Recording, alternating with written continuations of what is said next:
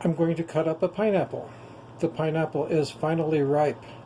I bought it 3 weeks ago. How do I know it's ripe? Well, because it's a little yellow. That's not the right way to tell it, though. The really telling feature is that it smells like a pineapple now. Before it just smelled like nothing really. So I'm going to use this thing here. You can find this at your local Goodwill or Salvation Army or what have you. You might have to look a few days. It's actually a bread slicer, so you can cut down each row, or you can cut on every other one for Texas toast, I guess. But I'm going to use this to slice the pineapple. Now, I have tried to cut the outside off and leave it kind of roundish and then slice it. But that's not the easiest way. The easiest way I found is just to slice through the whole thing and come out with the ragged edges on the sides, and then you cut them into six-sided figures, or as we say around here, hexagons. This will make the slices fit together more closely. It looks nice when you're doing a pineapple upside down cake, which is what I'm doing. So I'm going to start slicing this thing and see what happens.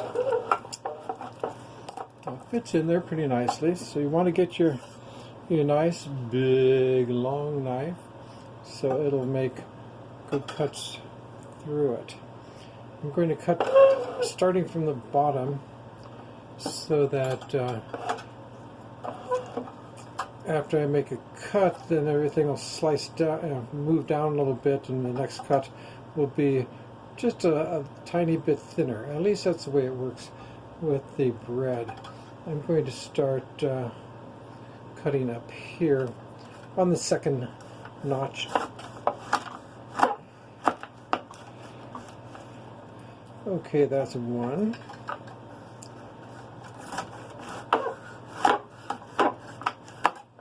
Two.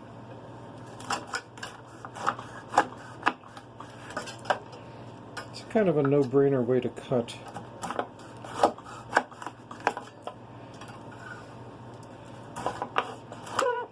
The brains should be thinking about where my fingers are and keeping them from being part of the pineapple upside down cake.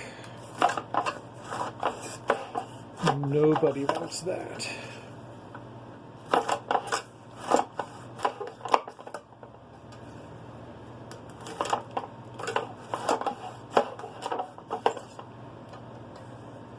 Okay, this will be the last cut. Okay, now I'm going to plant this. I did that once before, and on two of them, and they actually grew.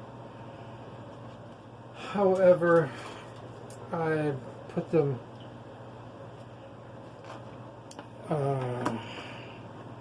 outside, and it snowed, killed them dead. So you don't want to put your pineapple growth where it can freeze, because it's not going to like it. Okay, so cut that off.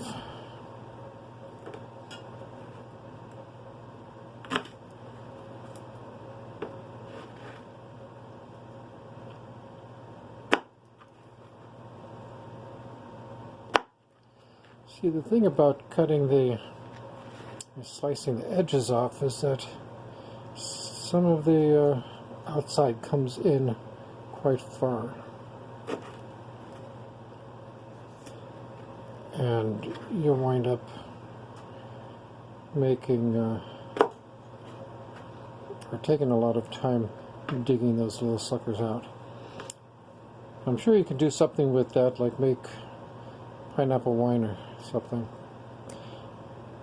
But that's another story. Alright. This thing.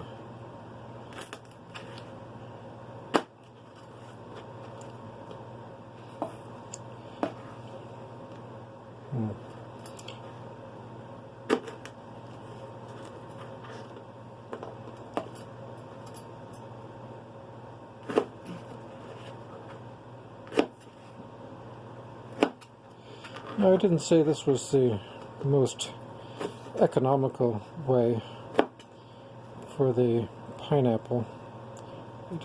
It is the easiest way and the fastest. Look at that. That thing just going all the way through. I didn't know that. I'm going to make some of my hexagons. I have a notch in them.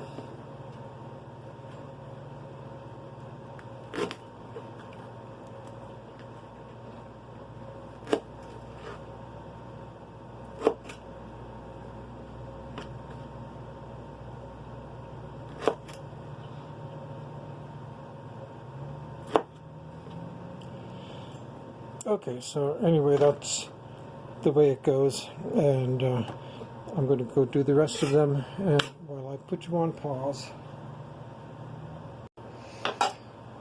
Okay, this is the last one. By this time you ought to have a pretty good rhythm going, and just slice through these guys.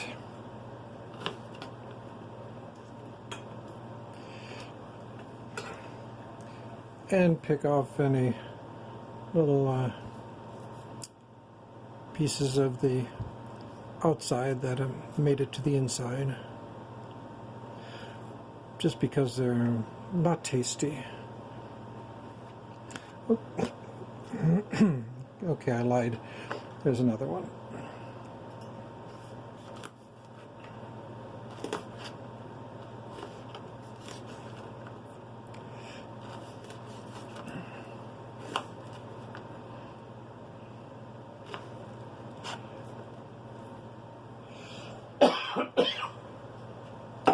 Okay, now there's another little handy dandy thing that I got from the thrift store, which is a melon-baller. But they work real good for taking the there you go. Taking the centers out. The centers are kind of chewy, so you don't want them in with your whatever you're cooking. And excuse me. And it gives a place to put the cherries. So that's just the way it goes. You stick it on there, mash it in good, then kind of tilt it and spin the pineapple around, and it should come right out. That's the theory anyway. This one's kind of thick. Okay, there you go.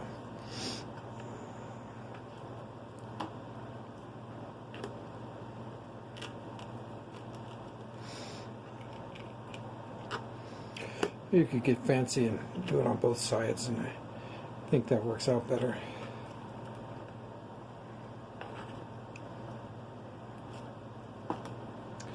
Okay, so I'm going to put you on pause and go ahead and do the rest of these. Okay, the last one. This is probably going to become a little snack. It's a little baby slice. That was way up at the top. Oh yeah, I wanted to add, oh, and then it's broken. So that means I have to eat it. You have to eat your mistakes, you know. Okay, so yeah, I wanted to say that these make pretty good snacks too if you're expecting them to be a little chewy. They are. If you're expecting them to be pineapple-y, not chewy, then that's not exactly a treat.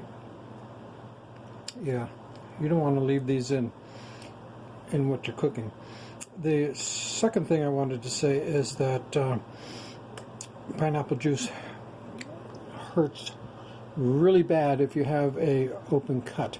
So you have a cut or something, put some gloves on while you're doing this, or you will not be happy about it. Okay, so these are the pieces from the middle, and they're all relatively the same size. And when you put them together, then they make nice patterns. So that's how I cut up a pineapple. So that's one of your basics. Now I'm going to go on and use this in a different video for making a upside down cake, which is really, really easy and really fattening. So don't ever make one. All right. Thank you. Good night.